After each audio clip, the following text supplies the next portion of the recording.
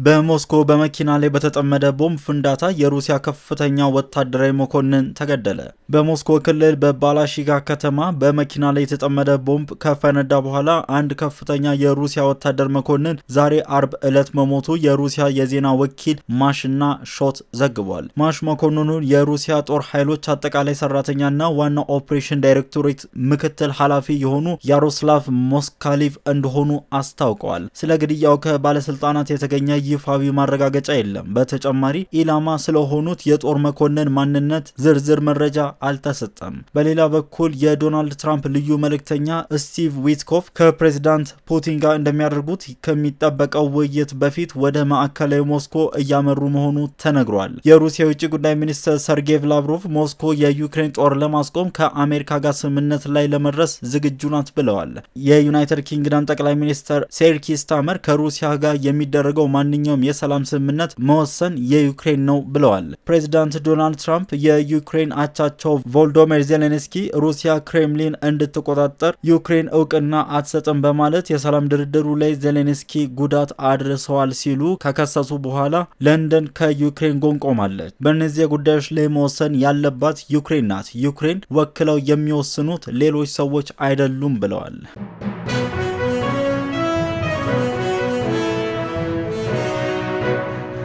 በአክሲዮን ሽያጭ የተገኘው 3.2 ቢሊዮን ብር ገንዘብ እስካሁን ለምንም አይነት ጥቅም ሳይውል በዝግ አካውንት ተቀምጧል ሲል ኢትዮ ቴሌኮም ገለጸ። ከ47000 በላይ ኢትዮጵያውያኖች የኢትዮ ቴሌኮም አክሲዮን ሼር ግዢ አከናውነዋል። ኢትዮ ቴሌኮም በጥቅምት ወር 10 በመቶውን ድርሻ ማለትም እያንዳንዳቸው 300 ብር ዋጋ ያላቸውን 100 ሚሊዮን መደበኛ አክሲዮኖች ለሕዝብ በሽያጭ ማቅረቡ ይታወቃል። ውሳኔው ኢትዮ ቴሌኮም ሙሉ በሙሉ በመንግስት ባለቤትነት ተይዞ ከነበረበት ወደ አክሲዮን ማህበራት ያሸጋገረ ነበር። ለግዢው የቀረቡት አክሲዮኖችን በተመለከተ ተቀባይነት ያገኙ አክሲዮን ገዢዎች ከጥር 17 2017 ጀምሮ እንደሚለዩ ተገልጾ የነበረ ሲሆን ተቀባይነት ያላገኙ አክሲዮን ገዢዎች ደግሞ እስከ ሚያዝያ 6 2017 ዓ.ም ገንዘባቸው ተመላሽ ለማድረግ እንደሚጀመር ይፋ አድርጎ ነበር። ተቀባይነት ያገኙና ውድቅ የሆኑ አክሲዮኖች በተመለከተ በተቀመጠው የጊዜ መደብ መሰረት ምንም አይነት ይፋ ያደረገው መረጃ ሳይኖር ወራትን ያስቆጠረው ኢትዮ ቴሌኮም በጉዳዩ ላይ በዛሬው ዕለት መግለጫ እየሰጠ ይገኛል። የመጀመሪያው ዙን የአክሲዮን ሽያጭ ከተጀመረበት ጥቅምት 9 እስከ ታህሳስ 25 2017 ድረስ ሲከናወን ቆይቷል። የሼር ዋጋ ዝቅ የተደረገበት ምክንያት ዝቅተኛውን የማህበረሰብ ክፍል ተጠቃሚ ለማድረግ ነበር። ዝቅተኛው 33፣ ከፍተኛው 333000 አክሲዮን ሽያጭ ማለትም ከ9900 እስከ 99900 ብር ሲከናወን ነበር። አክሲዮን ሽያጩ ሪፖርት ተገምግሟል። ለካፒታል ገበያ ባለስልጣንም ስለ አክሲዮን ሽያጭ በተመለከተ ሪፖርት አቅርበናል። በህዝቡ ጥያቄ መሰረት የሽያጭ ቀኑ ካበቃ በኋላም የሽያጭ ጊዜው እንዲራዘም ጥያቄ በመቃረቡና ህጉም ይህንን የሚፈቅድ በመሆኑ እስከ የካቲት 7 2017 ዓ.ም ተራዝሞ ቆይቷል። የአክሲዮን ሽያጩ በአጠቃላይ ለ121 ቀናት ቆይቷል። አጠቃላይ 47377 ኢትዮጵያውያን ኢንቨስተሮች ሼሮችን ገዝተዋል። በአጠቃላይ 10.7 ሚሊዮን ሼሮች ሽያጭ ተከናውኗል። በገንዘብ ሲተመን 3.2 ቢሊዮን ብር ይሆናል ማለት ነው። አክሲዮን ግዢውን የፈጸሙት ባለድርሻዎች በመጀመሪያው ዙር ከ43848 በሁለተኛው ዙር 3529 በአጠቃላይ 47377 ኢትዮጵያውያኖች ናቸው። ስቶክ ማርኬት ላይ መሸጥ እና መግዛት የሚችሉ ባለሀብቶች ተፈጥረዋል። በቀጣይ ባለ አክሲዮኖች የማነጋገር ስራ ይሰራል። ይህንንም ለማድረግ የካፒታል ገበያ ባለስልጣን መብት ሰጥቷል፣ ህጉም ይፈቅዳል። በሂደቱ የሚያስፈልጉ ከባለ አክሲዮኖች የምንጠይቃቸው ማረጋገጫዎች አሉ። በመቀጠል ሊስት በማድረግ በካፒታል ገበያ መሸጥ እና መግዛት ወደሚችሉበት አጋጣሚ ይፈጠራል። ዓላማውም ይሄ ነው። ቀጣይ የአክሲዮኖች ሽያጭ ይቀጥላል። የኢትዮ ቴሌኮም ዋና ስራ አስፈጻሚ ፍሬሕይወት ታምሩ ባንኮች እና ትውልደ ኢትዮጵያውያኖች ጥያቄ ማቅረባቸውን ገልጸዋል። አሁን ላይ በአክሲዮን ሽያጩ የተገኘውን 3.2 ቢሊዮን ብር ገንዘብ እስካሁን ለምንም አይነት ጥቅም ሳይውል በዝግ አካውንት ተቀምጦ እንደሚገኝ ገልጸዋል። የባለ አክሲዮኖች መብት ባስጠበቀ መልኩ ቀጣይ ሂደቶች ይከናወናሉ ሲሉ አስታውቀዋል።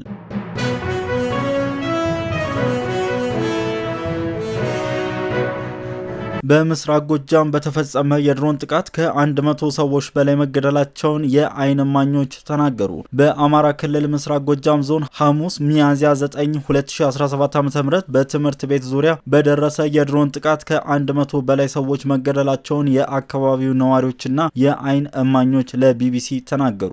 በዞኑ ትምህርት ቤት አጥር ለማጠናከር እና ቤት ለመስራት ለልማት ስራ የወጡ ሰላማዊ ሰዎች በጥቃቱ መገደላቸው ገልጸዋል። የአካባቢው አስተዳደር ግን ጥቃቱ በአካባቢው ተሰብስበው የነበሩ የፋኖ ታጣቂዎች ላይ እንጂ በንጹሃን ነዋሪዎች ላይ አለመፈጸሙን ለቢቢሲ ገልጸዋል። የኢትዮጵያ ሰብአዊ መብት ኮሚሽን ተፈጸመ ስለተባለው ጥቃት ክትትል እያደረገ መሆኑን አመልክቷል። ነዋሪዎች ለቢቢሲ እንደተናገሩት ተሰብስበው በከተማዋ ያለው ገደብ የመጀመሪያ ደረጃ ትምህርት ቤት አጥር እያጠሩ በነበሩ ሰዎች ላይ ነው ጥቃቱ የተፈጸመው። ጥቃቱ በተፈጸመበት አካባቢ በቅርብ ርቀት ላይ እንደነበሩ የተናገሩት ሌላ የዓይን እማኝ ወዲያው ጩኸት፣ ግርግርና ድንጋጤ መፈጠሩን ጠቁመው የሆነውን አናውቅም ሲሉ በቅስፈቱ የነበረውን ሁኔታ ገልጸዋል። እሳቸውን ጨምሮ ስራ ላይ የነበሩ ሰዎች ጥቃቱ ወደ ተፈጸመበት አካባቢ ሲጠጉ ሰው የሚባል አይለይም ሲሉ ስለ ጉዳቱ ተናግረዋል። እንዳለ በሙሉ ጥቁር ነገር ነው የሆነው። አካባቢ በሙሉ ሰው የሚባል ነገር የለም። ከወደቀው ውስጥ የሚጮህ አለ፣ የሚንከባለል አለ። የተፈጠረው ነገር ይዘገንናል። ሰው ለሆነ እጅግ የሚዘገንን ድርጊት ነው ብለዋል። የፈረሰውን የትምህርት ቤቱን አጥር እያጠሩ እያለ ቀኝ እጃቸው ተመተው መቁሰላቸው የተናገሩት ሌላ ነዋሪ ከባድ ፍንዳታ መከሰቱን ጠቅሰው ብዙ ሰው ነው የተጎዳው ብለዋል። ባህር ዛፍ የሚቆርጥ ሚስማር የሚመታ ማገር የሚቆርጥ የሚይዝ አለ ሲሉ ማህበረሰቡ መሰብሰቡን የገለጹ ሌላ የዓይን እማኝ የሟቾቹን ቁጥር ብዛት ይኖራል በማለት ገልጸዋል። አስክሬን ስለማንሳታቸው የተናገሩ ሌላ እማኝ ደግሞ አብዛኛው የጥቃቱ ተጎጂዎች ወዲያው ህይወታቸው ማለፉን ገልጸው ሟቾቹ በአብዛኛው ወጣቶች ናቸው ብለዋል። ከ24 በላይ ቁስለኞች ወደ ሕክምና መውሰዳቸውን የገለጹት እማኞች አብዛኞቹ በከተማዋ ወደሚገኘው ገደብ ጤና ጣቢያ ከደረሱ በኋላ ህይወታቸው ማለፉ ተናግረዋል። ከ70 በላይ አስክሬን አንስተው በባጃጅ ወደ ቤተ ክርስቲያን ማመላለሳቸውን የተናገሩ አንድ የዓይን እማኝ ታዳጊዎችና ሽማግሌዎችን ጨምሮ አጠቃላይ የሟቾች ቁጥር 120 እንደሚደርስ ገልጸዋል። ከ115 እስከ 120 የሚሆን አስክሬን ነው የተቀበረው። ይህ ዴሊ ኒውስ ነው። ለቻናላችን አዲስ ከሆናችሁ ሰብስክራይብ፣ ቤተሰብ ከሆናችሁ ላይክ፣ ሼር፣ ኮመንት ሀሳባችሁን እንድታደርጉልን በአክብሮት እንጋብዛለን። መልካም ጊዜ።